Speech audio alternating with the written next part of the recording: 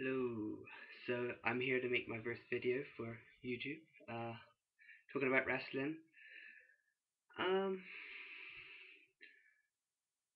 yeah, I don't really know where to start, to be honest. A lot of things are going on in wrestling at the moment. 2 weeks before, 2 weeks before the Royal Rumble, and a lot of things are happening. Um, Trying to build up, obviously, for WrestleMania.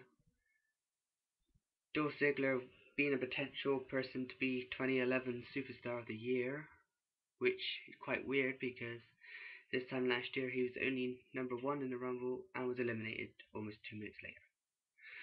So it's weird how a year makes a difference in WWE. Um,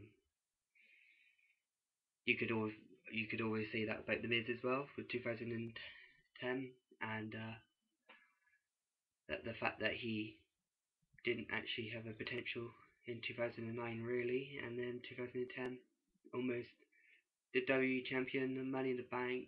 What could he not have in 2010?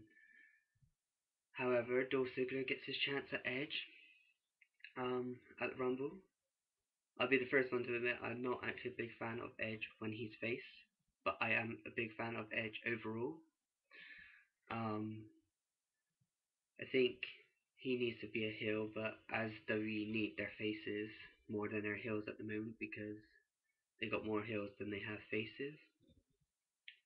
I think superstars to watch out for at Rumble could potentially anyone from Chris Jericho, who I think kind of did the wrong thing to McMahon and said that he wanted to have time out to work with Fozzy. McMahon's not going to accept that no matter how much you try. McMahon is obviously going to bite your head off about that, um, which is a shame because Jericho is potentially one of their best talents. Um, I think Christian could be back in time for the Rumble. Um, Another person that McMahon does not like at all is Christian. I don't understand why that is, but I just kind of put it down to the fact that he doesn't see Christian as a main eventer or just doesn't get along with him personally. Who knows? Christian could be a potential champion when he leaves. Because I think Stephanie and Triple H don't mind Christian. It's just McMahon holding that back. Um, Other people to make big impact in the Rumble. Um, I expect Sheamus to make a big impact in the Rumble. After coming off the King thing is kind of a bit, kind of need to be a bit of a step up for King of the Ring, I suppose. I mean, losing all the time is not going to be a way to help your gimmick, I suppose. Kind of sets up for Triple H, I suppose, the King of Kings. So, whether he be back at Rumble as well, which I surely would have thought so by now, which makes me think he is putting over Sheamus very bigly and thinking of him very highly for even just staying out of the wrestling business for longer than he actually even injured his quads. So it might make you think that he's actually thinking about retiring himself. Um, Also, in other news, Barrett on SmackDown, which is a very big step for WWE, and WWE fans are out there thinking, why are they actually doing this? Well, the plan is to make Undertaker versus Barrett at WrestleMania.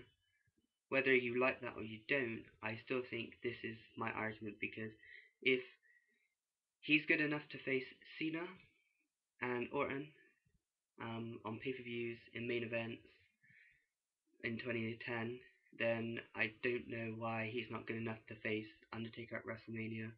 And if you think there's another opponent that you think is actually better, then you should comment underneath because I don't think there is anyone. I will stand up for Barrett first and he had great matches with Orton. I mean, bragging rights was good. Um, when I saw it in Cardiff, it was good. You know, it wasn't just like a typical match.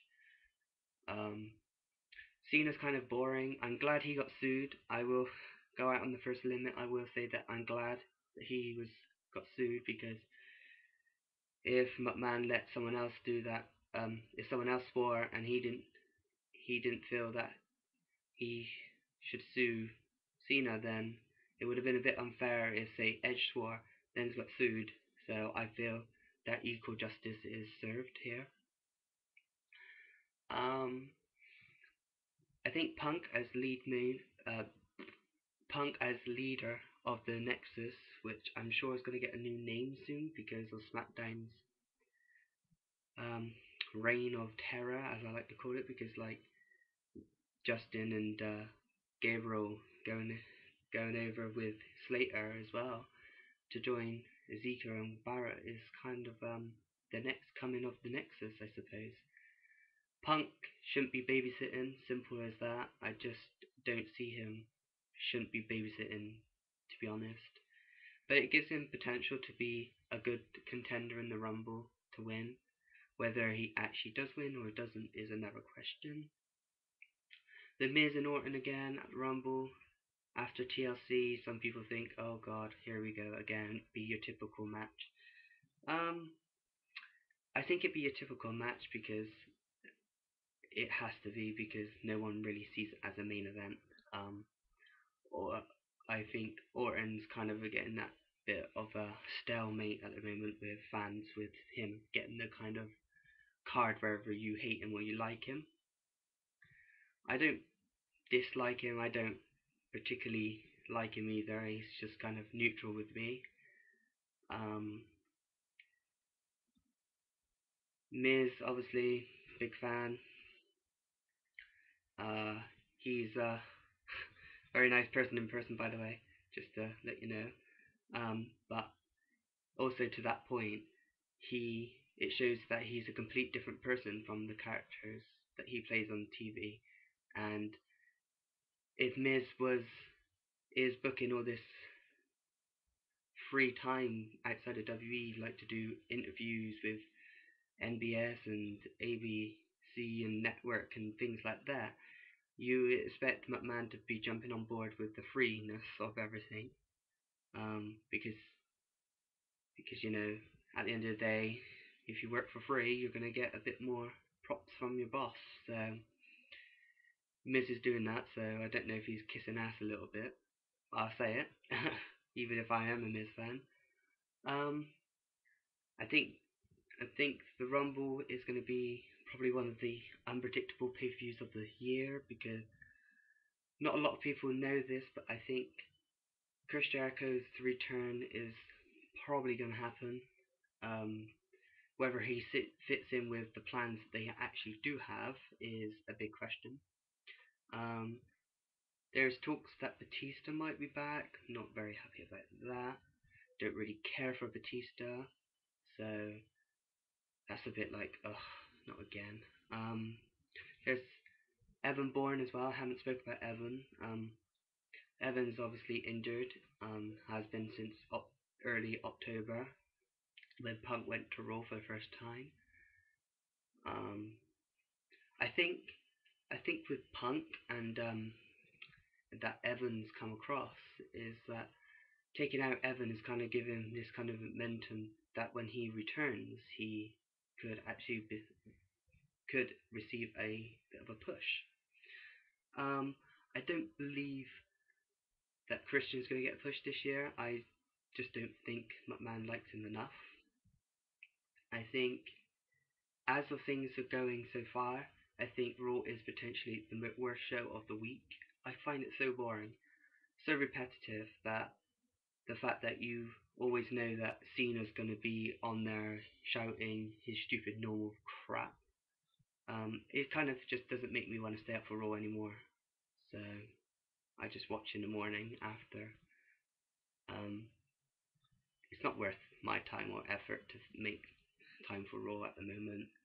SmackDown, it's kind of the same, a bit boring in places, but it's more enjoyable of a show. I can watch SmackDown, but I can't really watch Raw. Sorry for Raw fans out there, by the way. Swagger should definitely get a push. Should at least be up in the title range. The fact that I keep saying this, I mean, if Kurt Angle returns back to WWE, Kurt and Swagger would have the most amazing feud ever. But WWE just don't see Swagger as a potential anymore, and I don't understand that at all.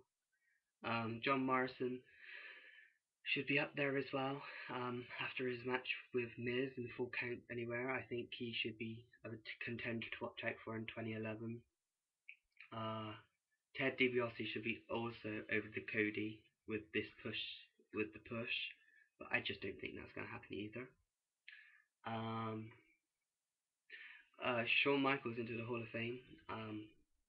A bit biased on this point because I think Shawn has another 5 years in him to do on-screen appearances, but like he says, he wants to be with his family, so me being a bit selfish says, well, why can't he just actually be on screen, you know?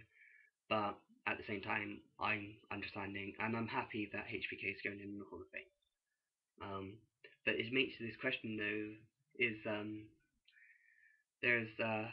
I was talking to my friend today, and it made me wonder, after speaking with him, will Kevin Nash actually be inducted into the Hall of Fame as well, as he's not actually employed by TNA no more.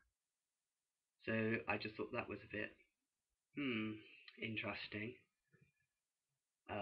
Also, Matt Hardy joined TNA at Genesis. Don't know if many people knew that or knew it, but just can't believe it because he looks like Tyler Rex, if you ask me. Yeah, I think that's pretty much it. Things that I can think of.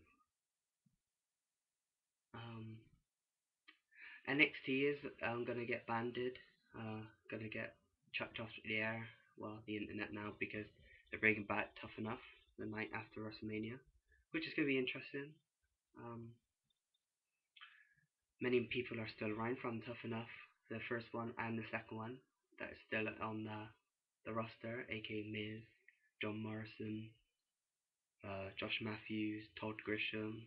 There's quite a few. So yeah, I think also Tyson Kidd could be a very big potential as well in 2011. I think him and Bryan Danielson could have very good matches, as they're both small and very high flyers. But yeah, it's going to be a very interesting start to 2011 if Dolph Ziggler continues his good luck, really. I suppose he only has Cena to thank for the credit, I guess. But yeah. Anyway, subscribe to my page. Thanks for watching as well. There'll be more videos coming soon, surely. I would have thought so. And yeah, just thanks for watching, really.